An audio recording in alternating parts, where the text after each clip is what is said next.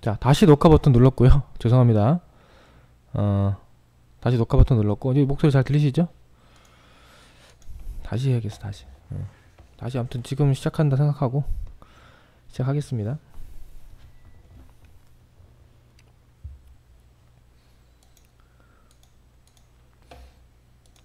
자, 지금 뭐 제가 아까 어떤 설명 드렸냐면은 뭐 간단히 압축해서 설명드리면 올 상반기, 그 다음에 올 봄, 그리고 얼마 전과 비교했을 때 현재 시장 거래 대금이 코스닥 기준으로 하루 10조 원에서 7조 원, 그리고 뭐 4, 5조 원에서 지금은 3조 원도 안 될 정도로 감소했기 때문에 지루하다.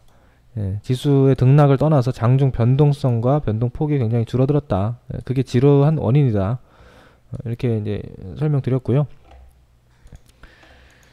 자, 지금 현재 장세. 이거 제가 지난주에 적은 거예요. 지난주 기준으로 어떤 상황이었냐. 코스피, 코스닥 모두 21선 중심으로 방향성이 없는 혼조세가 지속되고 있다. 이렇게 설명드렸죠. 21선 안착 및 21선 터닝이냐, 아니면 21선을 다시 이탈하면서 변칙 패턴이 나올 것이냐의 기로에 놓여 있다. 불안한 요소는 뭐였다? 외국인이 계속 매도를 했고요. 개인이 계속 매수하는 부분이 좀 불안했다. 그래서 그 당시 제가 지난주에 현금을 좀 만들어 놓고 뭐 매매를 뭐 아예 하지 말라고는 뭐 할 수 없으니까, 그 정도 장은 아니니까 단기 매매를 적당히 좀 하고, 또는 나는 아예 좀 중장기적으로 보고 투자를 해보겠다 그러면 1차 매수 정도 매수는 괜찮다. 다 매수해놓고 기다리는 거는 좀 매력이 없고요. 이 정도 설명드렸죠. 그래서 지난주에 이런 느낌, 뭐 여기였나요?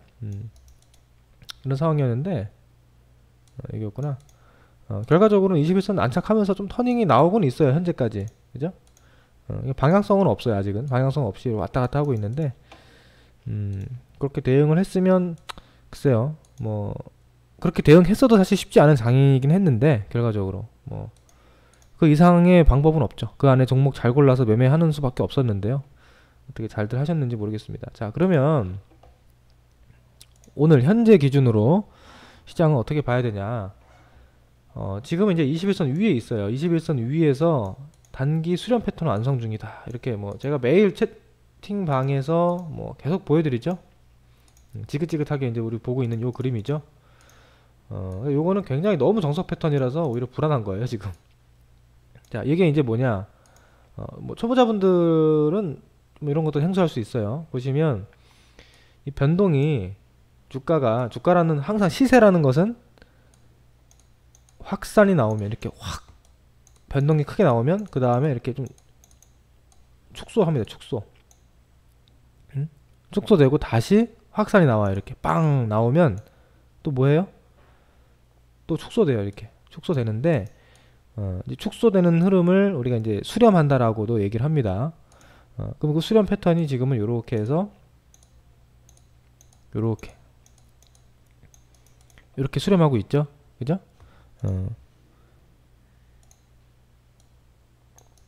딱 이렇게 돼 있어요. 그러면 보통 이제 이렇게 수렴이 되면은 요 다음에 어떤 현상이 보통 나타나느냐, 확산이 나타난다. 다시 이제 변동성이 확대되는 국면이 나타난다. 그걸 우리가 변곡점이라고 보통 얘기하는데, 변곡점이 이제 위가 될 수도 있고, 그죠? 아래가 될 수도 있는 거예요. 예. 근데 이제 어려운 게 뭐냐면, 또 하나 어려운 게 뭐냐면, 위로 가서 그냥 위로 갈 수도 있지만 위로 갔다가 다시 내려올 수도 있는 거고요. 그죠? 아래로 갈 것처럼 하다가 다시 올라갈 수도 있습니다. 그러니까 네 가지 시나리오가 다 있어요. 올라가서 올라갈 확률, 올라갔다 내려올 확률, 내려가서 내려갈 확률, 내려갔다가 올라올 확률, 다 있는 거야. 뭐 어쩌라는 얘기냐. 그러니까 이건 주식은 못 맞추는 거예요, 사실. 이걸 당연히 맞추면 얼마나 좋습니까? 딱 해가지고 그냥 맞춰서 돈 시원하게 수익 내면 되는데, 지금 시장이 그렇게 예상을 쉽게 할 수 있는 장이 아니에요. 요 자세한 내용들은 제가 이제부터 설명드리도록 하겠습니다. 자, 우선은 지금 시장에 중요한 이슈가 이번 주에 있죠. 그죠? 뭐 삼성바이오랑 바이오제약사에 대한 뭐 이벤트가 있고요. 일정이 하나 있고, 이건 뭐 그렇게 큰 이슈는 아닌 것 같은데, 그 다음 또 뭐가 있냐면 사실 제일 중요한 건 그거죠. 미국, 중국 정상 간의 이제 만남. 거기서 얼마나 미중 무역 전쟁의 어떤 좀 해소를 기대할 수 있는 내용들이 나올 것이냐. 이게 이제 얼마 안 남았단 말이죠. 과연 그거를 우리가 알 수 있습니까, 여러분들? 트럼프가 과연 무슨 생각을 하고 그 자리에 나올지, 과연 시진핑은 어떤 생각을 가지고 협상에 임할지, 또는 그 사람들이 어떤 생각을 가지고 있다 하더라도 그 본심을 처음부터 표출해서 적극적으로 임할지, 아니면 또 상대의 어떤 의중을 파악하기 위해서, 또는 어떤 고도의 심리전을 펼쳐서 이득을 취하기 위해서 또 교묘하게 갈 수 있단 말이죠. 그죠? 그걸 우리가 알 수가 없는 거예요, 그거는. 그래서 그런 이벤트를 앞두고 있기 때문에 시장이 지금 이렇게 수렴하고 있는 거예요, 어떻게 보면. 위로 가기도 당장은 위로 갈 이유가 뭐 있습니까? 결정된 것도 없는데. 아래로 갈 이유가 있어요? 없죠. 지금 이유가 없는 거야. 그러니까 올라가지도 못하고 내려가지도 못하고 점점 이게 축소되는 게 당연한 거죠, 어떻게 보면. 근데 그나마 지금은 이제 시장이 많이 빠진 상태에서 좀 그래도 해소될 수 있는 기대감이 있기 때문에 그나마 조금 반등하면서 수렴하는 그런 국면입니다. 내려가면서 수렴하는 건 아니죠, 지금. 그래서 요게 아마 이번 주 다음 주 중에 저는 사실 지난주에 방송할 때만 해도 이번 주 중에는 뭔가 좀 미리 선제적인 변동이 나오지 않을까 싶었는데 또 일주일 내내 또 수렴했어요. 그래서 이제 정말 이제 이번 주 다음 주는 마지막일 것 같아. 이번 주 다음 주에는 뭔가 좀 변동이 나올 것 같습니다. 그래서 그거를 우리가 예측을 한다기보다는 어떻게 한다? 자, 조만간 변곡점이 발생할 가능성이 높다. 근데 어떻게 정확하게 된다라고 예상하는 거는 의미도 없고 다 맞출 수도 없는 거고, 여러 가지 시나리오를 다 열어두세요. 그리고 어떤 경우가 발생하더라도 대응할 수 있도록 준비를 하면 돼요, 우리는. 아시겠죠? 그러니까 딱 하나를 맞춰서 거기서 수익을 극대화하려고 하면은 지금은 너무 어렵죠.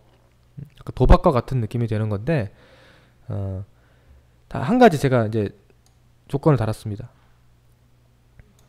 왜 충분히 대응할 수 있냐면, 이게 설령 상승이 나온다 하더라도 또는 하락이 나온다 하더라도 변동폭이 그렇게 클 가능성은 높지 않아요.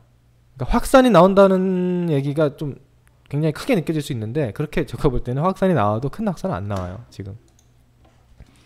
아시겠죠? 왜냐면 이것도 이미 확산이 크게 나온 상태에서 어쨌든 수렴하는 과정이기 때문에, 또 이 과정 안에서 확산이 또 크게 나온다, 이렇게 또 이렇게 한 번 더 나온다, 대폭락장이 나온다, 또는 대급등장이 나온다, 둘 다 아닌 것 같아요, 지금은. 여러분들 잘 생각해보세요. 지금 여러분 우리 미중 무역전쟁이 좀 잘 해결되는 실마리로 얘기가 잘 풀린다고 쳐봅시다. 다행히. 그렇다고 장이 이렇게 막 급등할 정도의 상황인가요, 지금? 그거 아닌 것 같아요.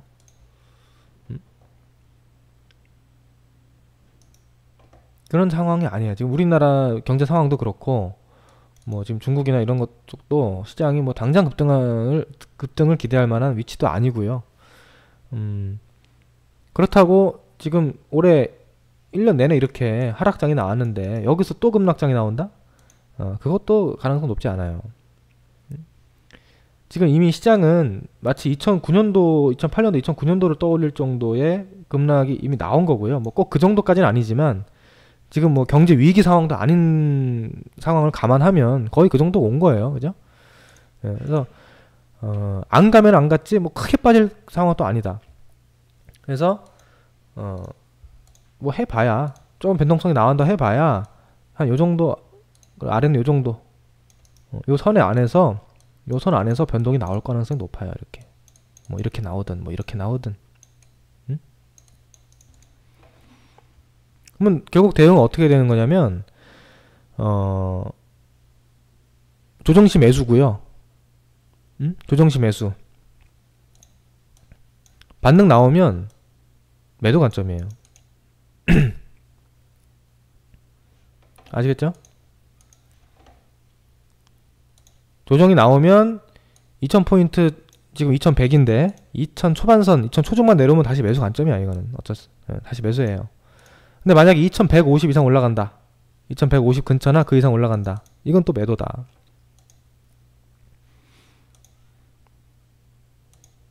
굉장히 지금 시장은 갇혀 있습니다. 이렇게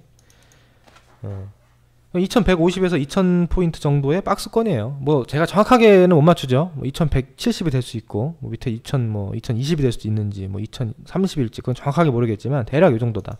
자, 그러면 지금 2100이죠. 이게 매력적인 자리입니까?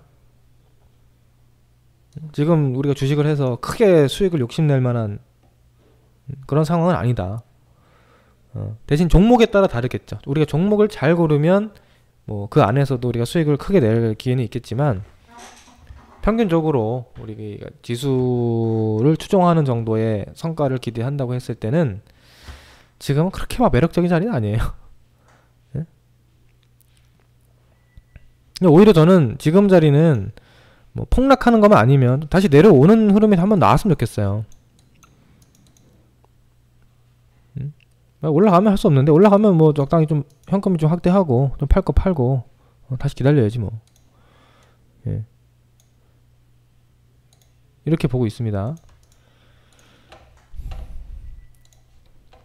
그래서 지금 전략은 뭐 지금 주식 100% 매수해가지고 무조건 올라간다고 볼 수는 없는 거니까 현금 좀 가지고 계시고요.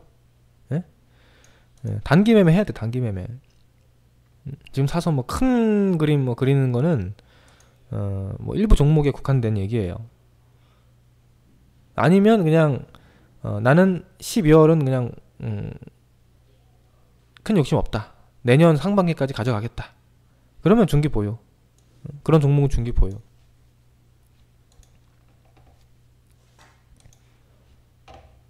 자, 근데 지금 문제가 하나 있습니다. 오늘이 11월 28일이죠. 좀 있으면 12월이 시작되는데, 우리 시장이 12월에 항상 이제 문제가 있죠? 무슨 문제가 있나요?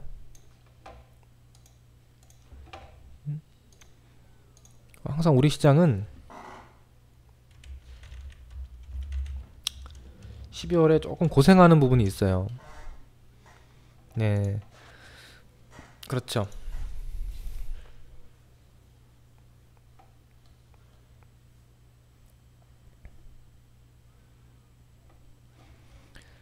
세금인데 이제 정확히 얘기하면은 12월 말 배당락 기준으로, 연말 기준으로 주식을 많이 보유한 사람은 대주주가 되는 거죠.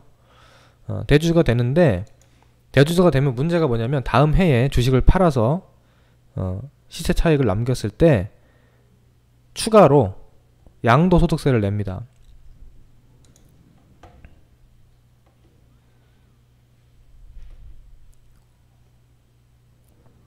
양도소득세 낸다.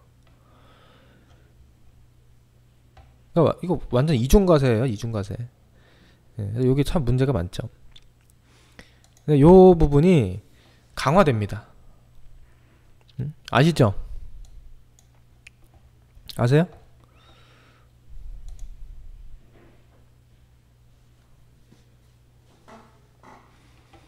이게 참 문제예요. 이게 참 난 이해가 안 돼. 이거 주식시장을 살리려고 하는 건지, 말로만 활성화한다 그러고 뭐 죽이려고 하는 건지. 이거 잘 보세요.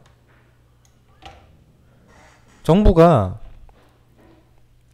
대주주 양도세 과세 범위를 대폭 확대했다. 무슨 말이냐면은 이제 올해부터 그 전에는 20억, 25억 이상이었어요. 그러니까 한 주식을 25억, 예를 들어 20억이면 20억, 25억이면 25억 이상 갖고 있으면 대주주예요. 근데 올해부터는 15억 이상으로 보유했다면 대주주가 돼서 다음에 양도세 냅니다. 물론 뭐 양도세 내도 상관없는 사람은 안 팔겠지만, 나는 그런 거 싫은데, 그런 사람들은 주식을 미리 팔고 다시 살 가능성이 높아요. 일단 팔았다가 연초에 다시 사면 되니까.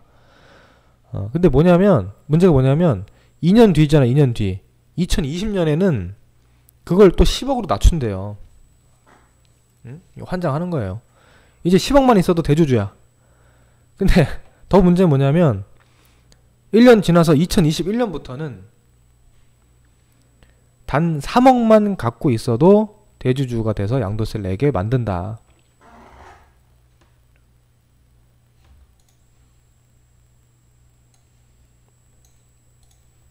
너무 낮추는 거 아닙니까 이거?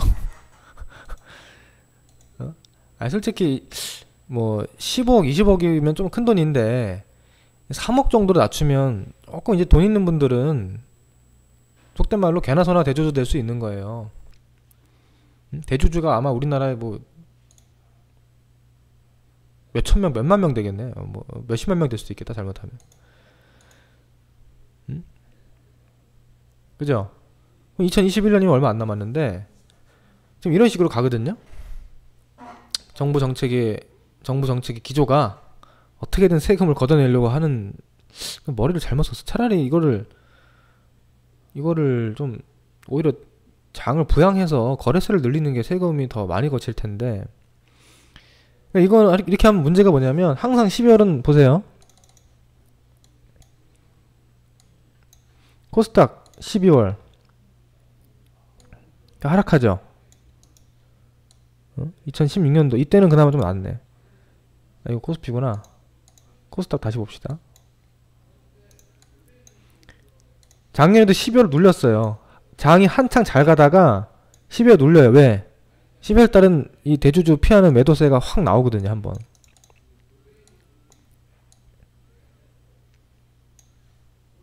여기 이제 재작년은 12월 이때는 이제 그게 있었죠. 뭐야? 최순실 게이트가 있어서 사실 미리 장이 10월, 11월 달 너무 많이 빠져가지고 12월 말 돼서는 좀 올라오긴 했는데 어쨌든 12월 임박해서 장이 더 많이 빠졌어요. 그러니까 이때는 최순실 불확실성, 악재가 숨어져 있던 부분도 물론 영향이 있었지만 일단 세금 피하자라는 매도세가 거기에 더 덮친 거죠. 이런 거는 더 많이 빠진 거예요. 또 그 전에 볼까요? 여기도 보면 여기 빠지죠. 이렇게 12월달. 이건 2015년도. 2014년도도 12월달 장이 빠졌다 갑니다. 2013년도도 12월달 장이 뭐 엄청 크게 빠졌네.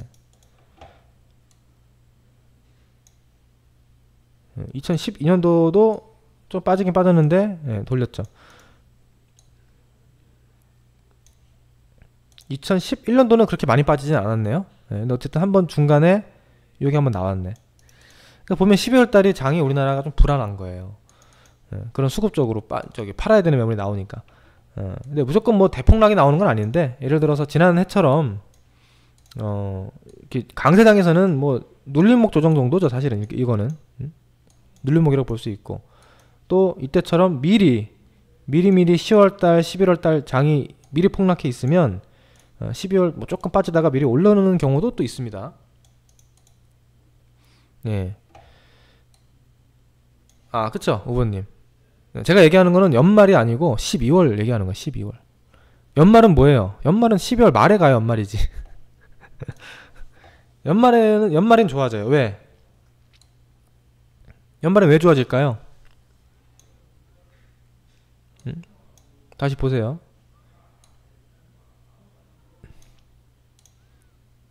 작년에 12월 말에 장이 급등하기 시작하죠? 날짜를 정확하게 보셔야 됩니다. 12월 20일경부터 22일경부터 장이 또 급등합니다.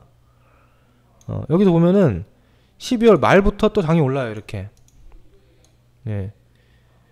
여기도 보면은 12월 말부터 이 장이 올라요. 이때 많이 오르진 않았는데 여기도 보면은 12월 말부터 12월 빠지다가 갑자기 장이 확 올라가죠. 여기도 마찬가지. 12월 말부터 장이 올라간다. 그쵸. 그러니까 양도세 때문에 매도 물량이 나와서 장이 빠질 수 있는데, 그것 때문에 주식을 팔았으면 다시 사야 될 거 아닙니까? 연말 이제 배당락 끝나고 매수하면 대주주가 안 돼요. 그래서 올해 2018년도는 12월 26일부터일 거야. 아마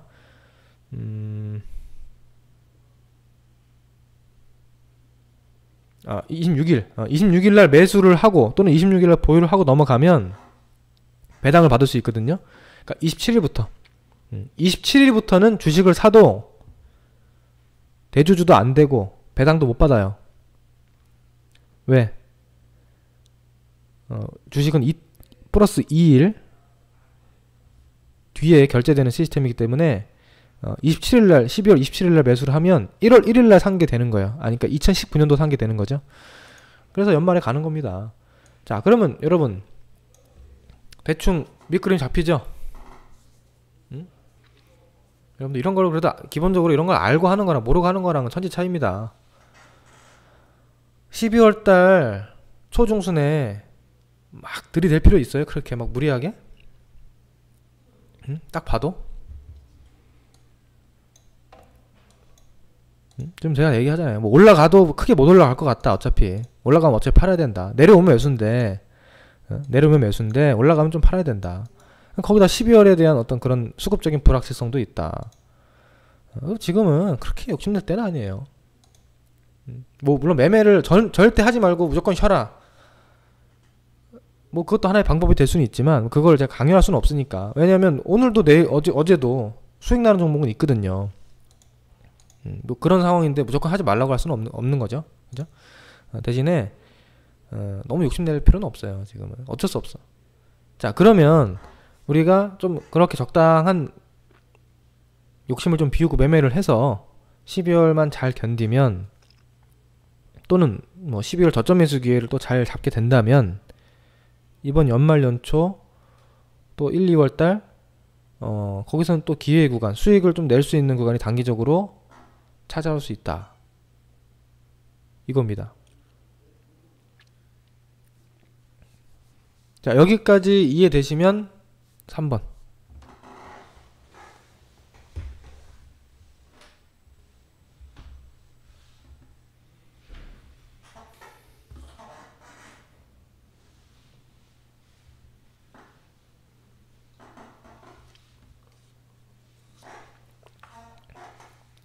오케이.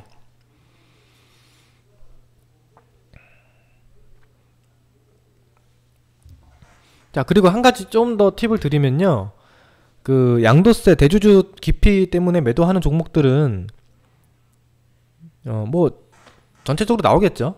전체적으로 나올 텐데 그 영향을 크게 받는 종목이 있을 거고 그런 영향을 좀 덜 받는 종목이 있을 거란 말이죠. 그 뭐가 크게 받고 뭐가 덜 받을까요? 12월 초중순 그런 상황이 온다면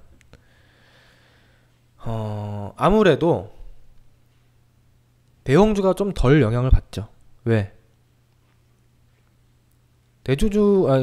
대형주에서는 그 대주주 기피하려고 매도하는 보유자의 비율이 그렇게 높지가 않습니다. 상대적으로. 왜? 거기는 이제 뭐 기관 외국인성 자금이 주로 시세를 컨트롤하기 때문에 예를 들어 삼성전자가 그 대주주 기피하는 사람들 때문에 주가가 폭락할 가능성은 거의 없다는 거죠. 뭐 좀 내리면 뭐 시장 때문에 내리면 내렸지. 근데 예를 들어서 뭐 좀 중소형주 시가총액이 작은 종목 같은 경우는 그런 큰 손들 몇 명이 그냥 팔아치워야겠다 팔면은 그 누가 받아줘요? 못 받아줄 가능성이 있단 말이야. 그런 종목들은 단기간 좀 흔들림이 나올 수 있는 거예요. 그래서 12월 달은 코스피 대형주가 그나마 좀 견고한 편이고 코스닥 쪽에서는 변동이 좀 더 심하게 나오는 거예요. 원래. 예. 아시겠죠? 근데 이제 코스닥 종목 또는 코스피에서도 소형주가 있죠. 코스피라고 다 대형주 아니니까. 근데 코스피 종목 중에서도 주가가 좀 많이 내려와서 이제 최근에 장이 많이 빠졌잖아요. 이미 엄청 빠져서 거래량도 없고 뭐 이미 주가가 너무 싼 저평가 국면에 위치한 종목들은 제가 봤을 때는 그런 것 때문에 더 빠질 것 같지는 않아요. 크게. 응? 차라리 대주주 대석 대고 말지. 그거 거기다 대고 나 안 팔 것 같아. 나 같으면. 예? 그 정도 자금이 있는 사람이 거래량도 없는 그 소형주를 여기다 대고 그냥 밑으로 투매해가지고 파는 건 또 그것도 넌센스가 아닌가. 예, 그런 생각을 합니다. 그래서 좀 올라온 종목 있죠. 이 정도면 내가 그냥 이걸 팔고 그쵸? 이 정도면 내가 그냥 팔고 대주주 일단 피했다가 나중에 다시 사야겠다. 이 정도면 좀 올라왔으니까 이런 느낌인 종목들 중소형주 중에서 그런 종목들이 좀 타겟일 가능성이 높아요.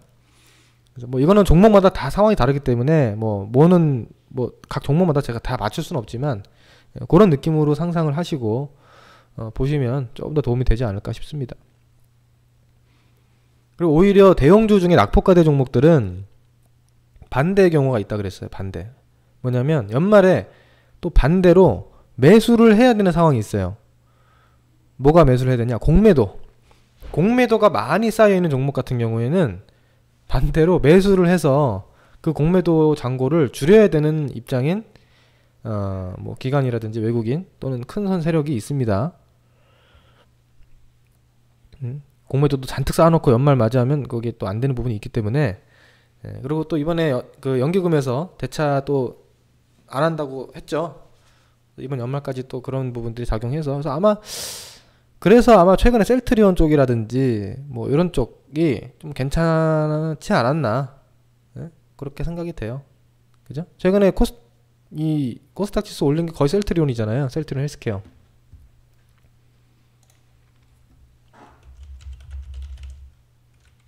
뭐 셀트리온 제약도 많이 올랐고. 이거 공매도 청산이 좀 들어오면서 좀 더 탄력이 붙지 않았나 싶습니다. 근데 또 지금은 또 약간 애매한 자리죠.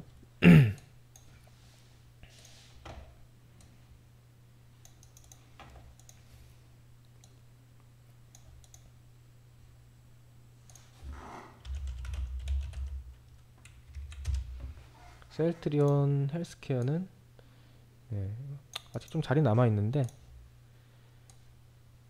셀트리온 헬스케어는 조금 지금 추세 분석이 어려워요. 1차 목표치는 왔는데 여기 지금 생각보다 강하게 60일선 뚫었기 때문에 한 번 더 갈 수도 있다 하고 보는데 여기 자리 깨지면 좀 안 좋죠. 솔직히 요런 애들이 최근에 지수 많이 올린 겁니다. 그래서 지수 상에서 얘네의 비중을 뺀다면 사실 지수는 별로 오른 게 없죠.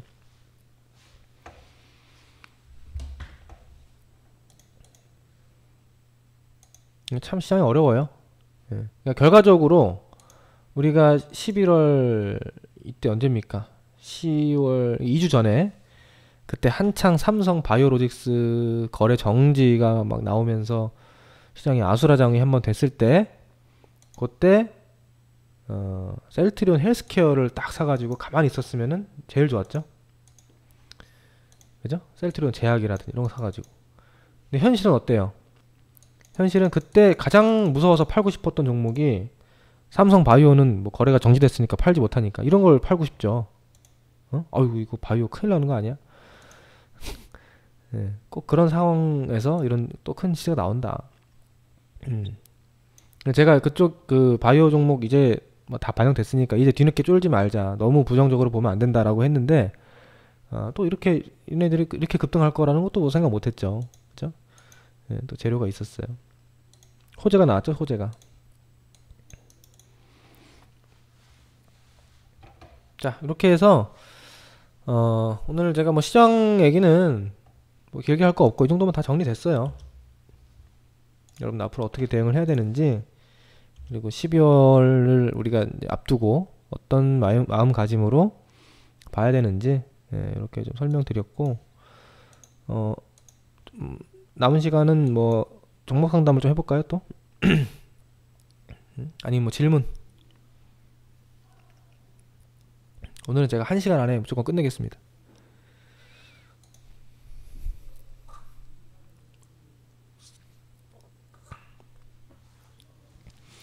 대북 관련주는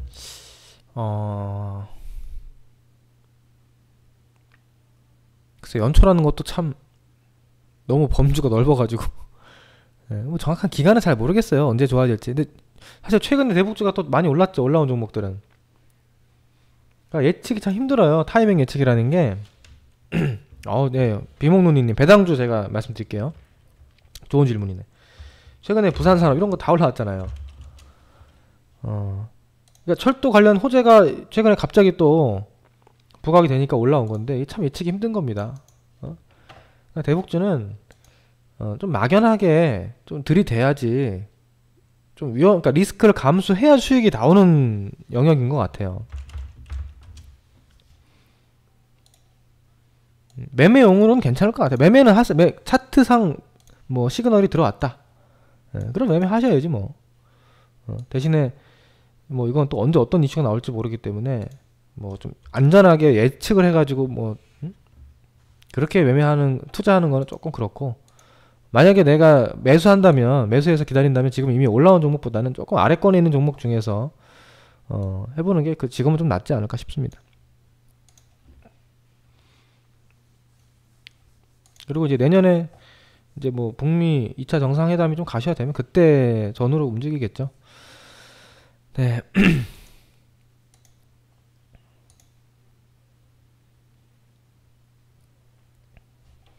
대북주는 참 안 하자니 잘 가고 또 하자니 좀 불안하고 그런 거죠.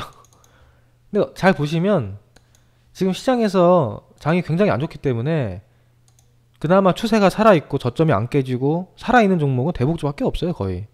그죠?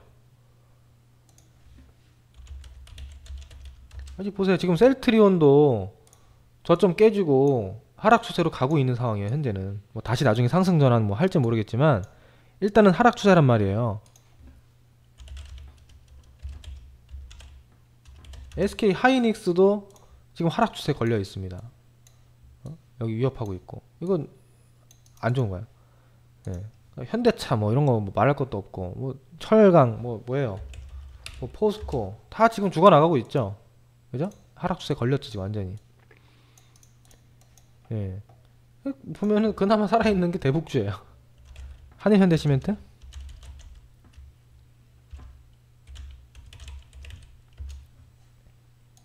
얘는 조금 더 깼는데, 지금 보면은 다 설명드릴게요. 그러니까 대북주라는 거는 저는 그렇게 생각해요. 문님도 이제 방송에서 가끔 말씀하시지만, 여러분,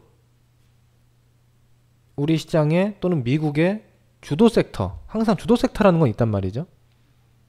그 주도 섹터는 보통 어디에 기인하냐면 정부 정책에 기인합니다.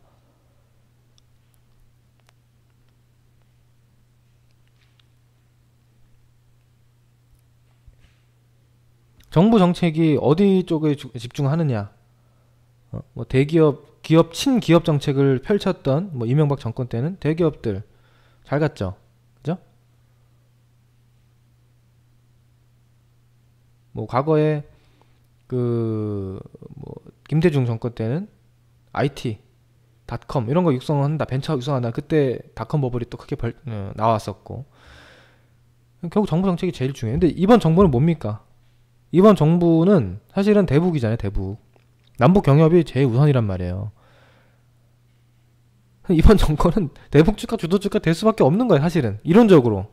그거 말고는 주도주가 뭐냐? 정부 정책상. 없어요. 근데 이제 문제는 그게 한번 올 봄에 크게 터지고 그 뒤에 이제 이 후유증이 나오니까 여기서 이제 좀 힘든 건데, 어쨌든 이 정권이 앞으로 뭐 몇 년 더 가니까요. 이쪽은 또 안 볼 수는 없는 거예요. 그렇게 보면. 그죠? 예. 그래서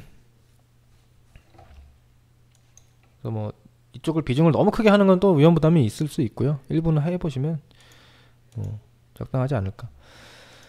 자, 그 다음에 질문이 뭐가 있나. 배당주는 어떨까요? 자, 여러분, 배당주 이제 12월이 다가오니까 슬슬 뉴스에서 나올 거예요. 고배당주를 사야 된다. 고배당주는 뭐가 있다, 뭐가 있다. 그럼 이런 거 하면은 돼요, 안 돼요? 그런 거 보고 고배당주 사서 투자를 적극적으로 하면 됩니까, 안 됩니까?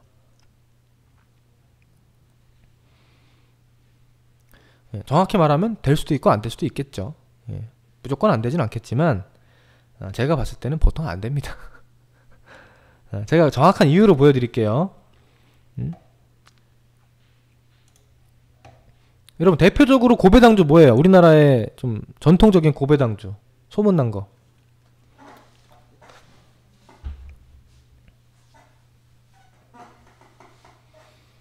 뭐 SOL도 있고, 통신주가 보통 많이 고배당주죠.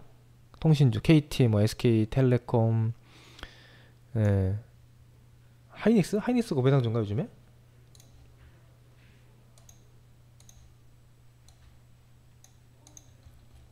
하이닉스는 고배당주는 아닙니다. 예. 배당 수익이 1%대면 고배당주로 속하진 않아요. 그렇죠. KTNG. 제가 KTNG 기준으로 설명 좀 드려볼게요.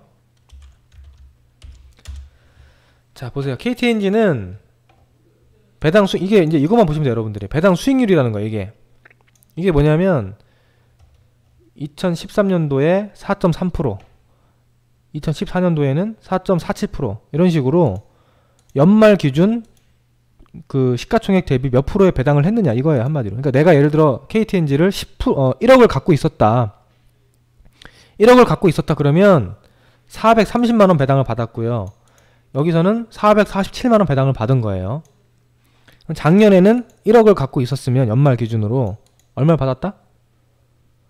346만원 받았겠죠? 3.46%. 아우, 괜찮아 보이죠 이거? 어? 야, 그러면 이거 연말에 이런 거 받으려고 사람들이 막 사가지고 주가도 올라가고 배당 또 받고 이거 대박 아니야? 라고 생각하실 수가 있는데 과연 그런 게 있을까요? 거의 뭐 불로소득 느낌인데 이 정도면? 여러분들 자, 다 하는 건 위험하다라는 뭐 부분도 있는데 설명을 드려볼게요. 자, KTNG가 이렇게 돈을 줍니다. 배당을 주는 거예요, 주주들한테. 3.4% 줬죠? 예, 그렇죠. 시가총액이 얼마예요? 14조 4천억짜리 회사입니다, 이 회사가. 그러면 이 14조 4천억 중에서 3.4%를 배당금으로 쏜 거예요, 주주들한테. 맞죠? 얼마예요, 그게? 14조에 3.4%면 얼마입니까? 계산이 안 된다. 아무튼 뭐 어마어마한 금액이죠? 예. 그 4천억은 어디서 나와요? 4천억이 갑자기 하늘에서 떨어집니까? KTNG야 배당 좀 해라. 그리고 하늘에서 딱 4,500억을 줍니까? 그게 아니죠. 아니, 지네 돈으로 주는 거잖아요. 지네 회사 유보금으로. 그럼 지출이 4,500억 나온 거잖아요. 그럼 매년 몇천억씩 돈을 뿌리는데 그 회사의 가치가 떨어져야 되는 거 아니에요? 예를 들어 KTNG가 시가총액의 3%에 해당하는 벌금을 낸다고 칩시다. 벌금 먹었어요. 그럼 주가는 3% 빠져야 정상이죠? 무슨 말이냐면은 잘 보세요. KTNG를 작년 12월달 봅시다. 이제 11월 말 되니까 KTNG가 막 올라가. 이게 작년 11월입니다. 막 올라가죠? 야, 이거 고배당 주고 이거 연말 되면 배당도 많이 준다는데 뉴스에서 막 사라고 고배당 주라고 나오죠. 그럼 매수해요. 예를 들어 매수 하면 주가가 안 갑니다. 연말이 다가왔는데 안 가요. 분명 고배당 주 샀는데 나는 12월 26일까지 안 갔어. 자, 배당락 당일날, 배당락 당일이 뭐냐면 배당을 가지고 있으면, 아니 주식 갖고 있으면 배당을 받는 그 기준이 되는 날입니다. 그 다음날 어떻게 됐을까요?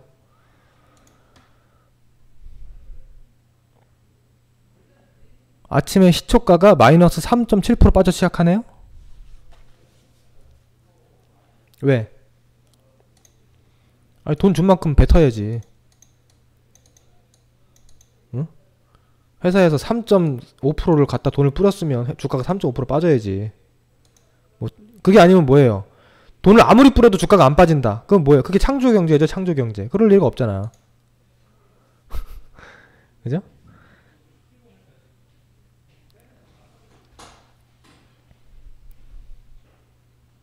예, 그러니까 무슨 말이냐면 내가 배당 4% 먹으려고 주식을 사면은요, 그 배당락 다음날 주식이 4% 빠져요.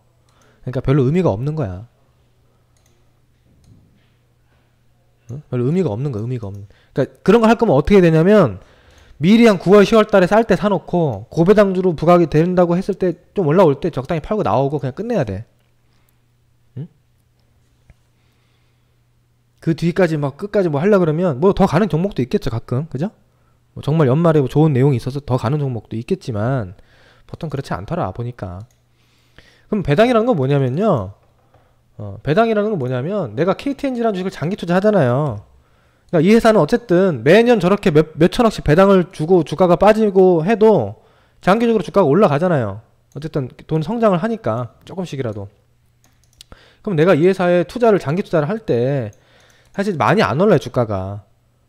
뭐 예를 들어서 10년 전에 투자했어도 이게 6만원, 최저점 6만원인데 지금 10만원이니까 뭐 10년 동안 투자해도 그렇게 높은 수익률이라고 할 수는 없죠. 뭐 100%도 안 되니까. 근데 그게 뭐예요? 중간중간 배당을 4%, 4%, 4%, 4%, 4% 주면서 장기 보유하는 그런 매력이 있는 겁니다. 응?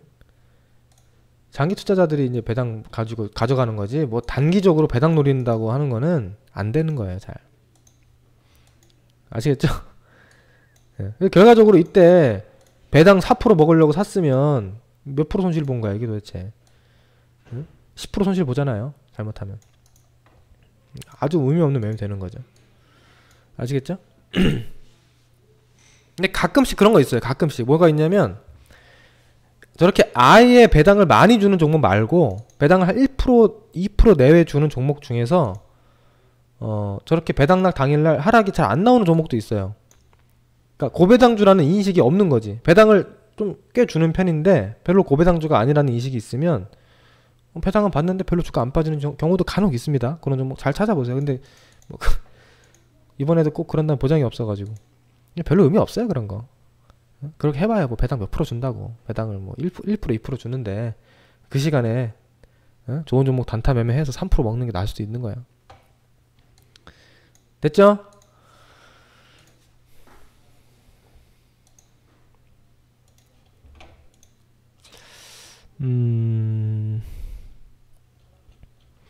자, KT 이런 거 봅시다.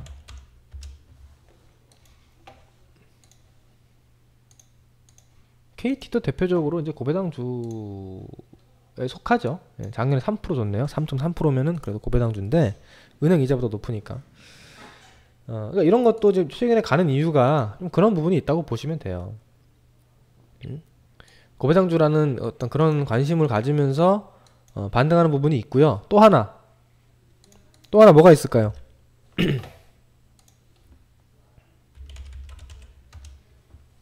SK텔레콤도 잘 가네.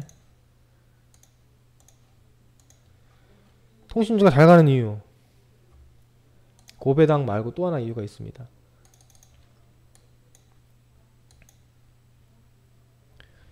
뭐 5G 기대가 뭐 이런 거 당연히 있는데 그게 아니고 이 통신주는 대표적으로 경기 방어주예요. 방어주. 무슨 말이냐면은 그것 때문에 좀 떨어졌다 가는 것 같은데. 예, 떨어졌네요. 예. 단기 악재 맞고 바로 가네. 예. 왜냐면 그 화재 때문에 KT가 뭐 큰 손해 보는 거 아니니까. 여러분 통신주는요. 여러분 그러니까 가끔 종목 상담할 때 통신주 물어보시는 분들 계세요. KT 어때요? 물어보시는 분 계세요. 저는 항상 얘기하는 게 있어요. 아니 통신주 KT를 여러분들이 객관적으로 보시면 투자하고 싶은 기업이에요, 그게? 내가 주식을 사고 판다는 개념 말고 내가 종목 어떤 기업을 하나 인수해서 정말 제대로 된 사업을 한번 해보고 싶다. 여러분 KT를 가지고 인수할 거예요? 뭐 KT가 비전이 있습니까? 성장성이 있습니까? 뭐 수출이 됩니까? 아니면 우리나라가 통신 인구가 늘어납니까? 아니면 뭐 땅덩어리가 뭐 넓어집니까? 그것도 아니잖아. 아무것도 없어요. 그러니까 이 회사는 성장성이 없는 거야, 그냥. 그러니까 결과 보세요. 팩트야, 팩트. 2001년부터 현재 2018년도까지 주가가 계속 하락하고 있다.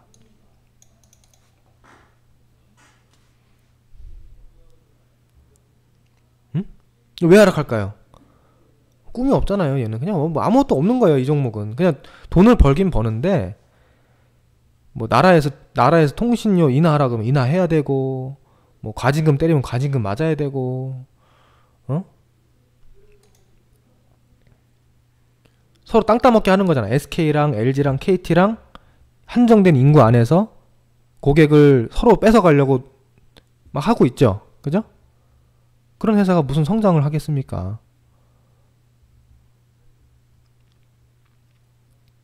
극단적으로 말하면 그렇다는 얘기예요. 네. 그래서 저는 통신주는 보통 안 좋아해요. 통신주 투자하겠다는 분들한테는 차라리 은행에 예금하는 게 낫다고 얘기할 정도예요. 저는 차라리 그렇게 안전한 거 찾으면 은행에 예금하라고. 차라리 조금 뭐 적립식 보험을 하든지. 보통 그렇게 얘기하는 편인데, 그 통신주의 장점이 하나 있어요. 뭐냐? 안전적이죠. 그러니까 뭐 업황이 안 좋아져서 적자를 볼 일도 별로 없고요. 네? 그래도 꾸준하게 돈을 벌잖아요. 이거는 뭐 안정성이 있다. 그래서 그런 걸 경기 방어주라고 하는 거예요. 아무리 우리나라 경제가 망하고 무슨 뭐 세계 글로벌 금융 위기가 오고 뭐가 와도 통신업 누가 뭐 전화 안 하고 인터넷 안 할 건 아니잖아. 그러니까 그거는 안전하잖아요. 그걸 경기 방어주라고 보통 얘기하는 거예요. 그래서 장이 안 좋고 경기가 안 좋을 때 통신주들이 가끔씩 가요. 이렇게. 응? 장이 안 좋을 때마다 가는 거야. 이렇게. 그렇죠. 식품주. 주로 식품주, 통신주, 뭐 한국전력, 한국가스공사, 그다음 뭐 KTNG 이런 애들이 보통 경기 방어주라고 분류가 되죠. 그래서 통신주가 잘 가는 장은 좋은 장이 아닌 거예요. 네, 그래서 여러분 잘 보시면 가끔 장 막 급락할 때 있잖아요. 경기 불확실성 우려, 뭐 경기 침체 우려로 장이 급락하고 반도체 빠지고 자동차 빠지고 화학주 빠지고 철강주 빠질 때 통신주는 올라갑니다. 우리가 아무리 장이 많이 빠져도 2000개 종목 중에 2000개가 다 하락하진 않죠. 아무리 장 빠져도 2000개 중에 100개는 올라가요. 그런 100개가 이런 종목인 거예요, 사실. 그래서 그런 느낌이에요. 최근에 장이 안 좋으니까 올라가는 좀 그런 느낌도 있고요. 배당 관련해서 뭐 조금 들어오는 부분도 있을 것 같고. 제가 볼 때는 뭐 이거 KT를 뭐 크게 뭐 좀 더 갈 수는 있겠지만 별로 매력이 없어요. 또 왜 매력이 없는지 보여드릴게요. 야, 그래도 주가가 많이 빠졌잖아요. 그럼 여기서 뭐 여기까지 올라올 수도 있는 거잖아. 정말 KT가 정말 많이 가면 여기까지 올라올 수 있겠죠. 그죠? 그럼 과연 이건 몇 프로 수익일까요?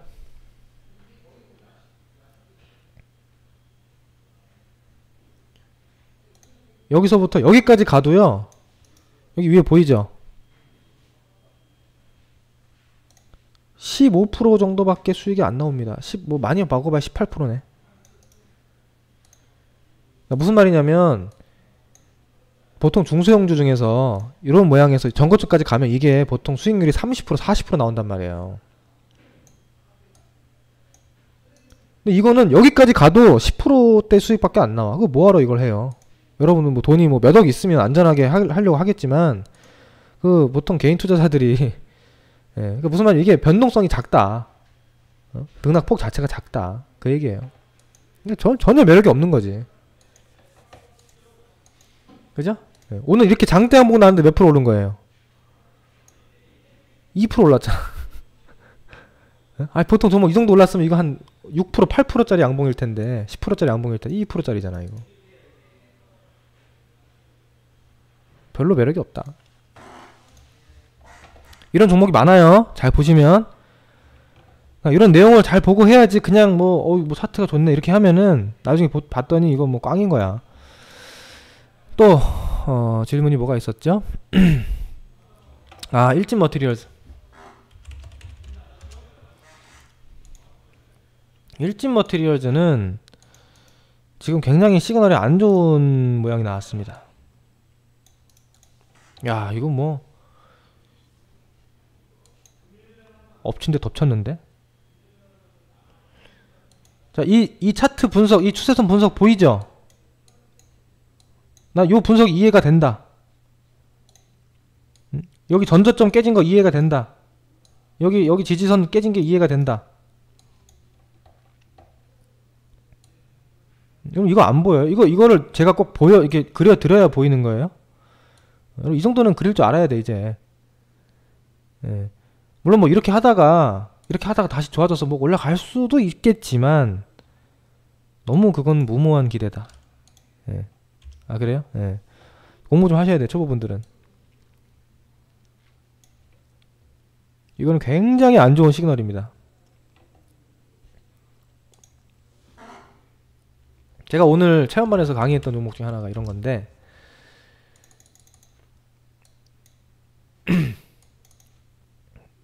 자 보세요. 삼성 엔지니어링이라는 종목이 있었어요. 과거에 엄청 잘 나갔죠. 예, 근데 이 종목이 이렇게 잘 가다가 이렇게 여기 추세를 깼습니다. 그리고 여기 전 저점 이런 지지라인도 깼어요. 깨졌죠. 일단 안 좋다고 저는 볼 거예요, 분명히. 삼성 엔지니어링 차트가 깨져서 안 좋습니다, 추세가 깨졌으니까 위험합니다 라고 얘기를 할 텐데,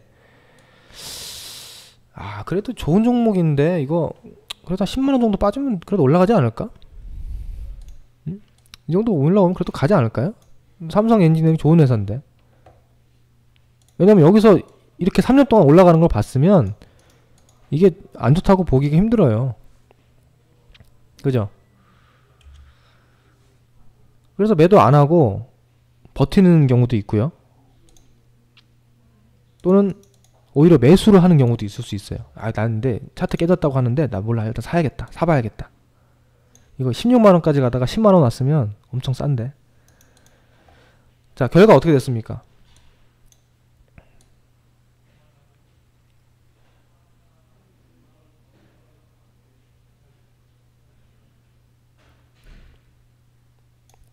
만원도 깼어, 만원도. 10만원 하던 게 9,600원 왔어요. 9,600원. 삼성 엔지니어링에서. 삼성에서, 삼성. 그러면 여기서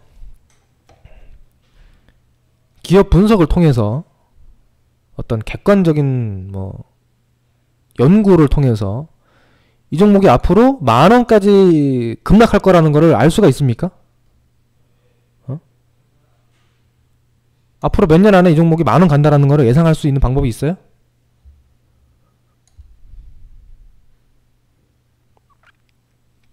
보조지표를 볼까요? 보조지표? 제가 그래서 오늘 그런 얘기도 했어.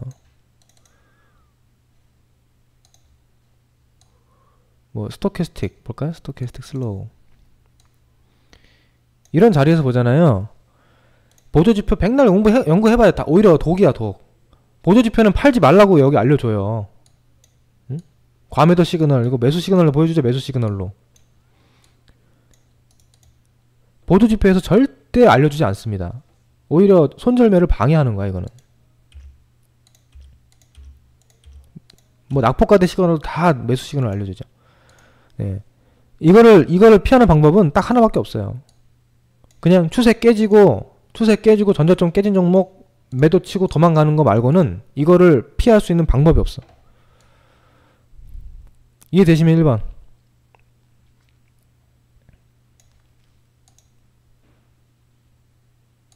자, 그러면 이 일진 머티리얼즈가 여기서 깨졌는데 이게 앞으로 3만원을 갈지 아니면 35,000원까지만 빠졌다가 다시 올라갈지 그거를 예상해서 맞으면 좋은데 그게 맞냐고. 다 노스트라다무스도 아니고 그거 어떻게 알아요. 그러니까 이런 거는 그냥 안 하는 게 좋아. 안 하는 게. 굳이 이런 거를 할 필요가 없는 거예요. 전기차 섹터인데 그렇게 안 좋아질까? 그거 마찬가지. 삼성 엔지니어링도 그때 안 좋아질 수 없다고 생각했어요. 누구나. 그때 그렇게 플랜트 업황이 좋았는데 어떻게 저렇게 될 거라고 상상이나 했습니까? 보지 마세요, 이런 거. 반등심해도. 만약에 물렸으면은 조금 기술적 반등 나올 수는 있어요. 반등심해도 해야 돼.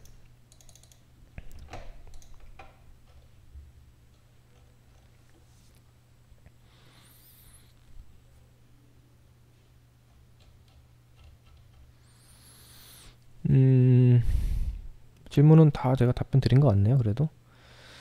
네. 오늘 그래도 좀 질문해서 강의까지 하고, 예. 배당에 대해서도 좀 제가 알려드렸고, 조금 뭐 교육다운 교육이 좀 있었던 것 같아요. 그래도 오늘 방송 여기까지 하죠. 1시간 딱 했는데요.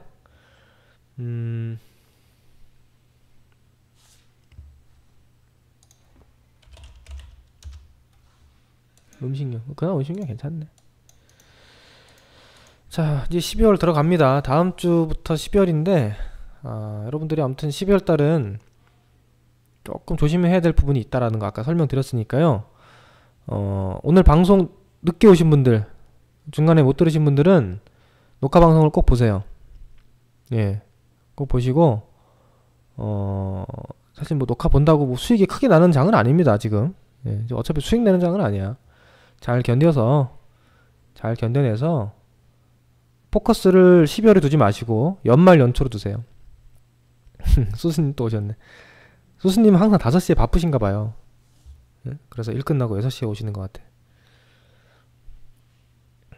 녹화 보시고 이제 한 달 정도만 잘 참아 봅시다. 여러분들 아시겠죠? 이제 한 달만 참으면 돼. 한 달만 참자. 한 달만. 아 힘들다. 대박 수익 좀 내야 되는데 이게 지금 장이 뭐 그렇게 큰 수익 내기가 그렇게 용이한 장이 아니야. 어떻게 보면 2달 참았어요? 2달이 뭐야. 아직 올해 내내 참았지. 아 올해는 진짜 힘든 장이에요.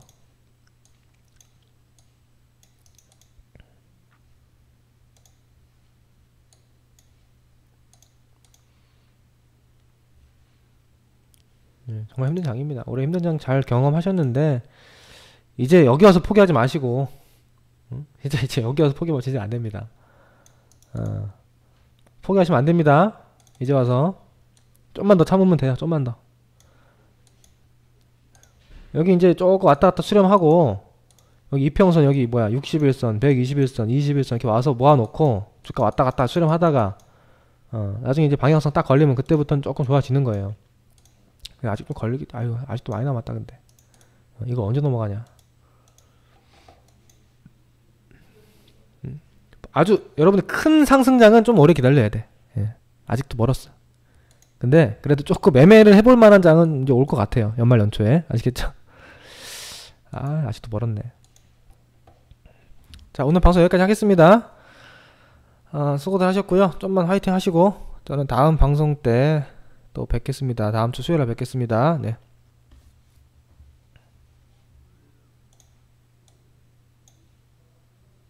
네, 고생하셨어요.